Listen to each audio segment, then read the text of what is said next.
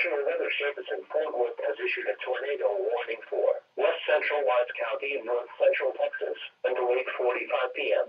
At 8:14 p.m., a severe thunderstorm capable of producing a tornado was located near Bridgeport, moving east at 15 miles per hour. Hazard: tornado and golf ball size hail. Source: radar indicated rotation.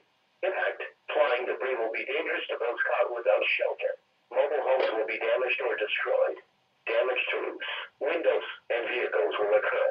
Tree damage is likely. This dangerous storm will be near Chico around 8:25 p.m. Bridgeport around 8:30 p.m. Other locations impacted by this tornadic thunderstorm include Lake Bridgeport and Runaway Bay. Take cover now. Move to a basement or an interior room on the lowest floor of a sturdy building. Avoid windows. If you are outdoors, in a mobile home, or in a vehicle, move to the closest substantial shelter and protect yourself from flying debris.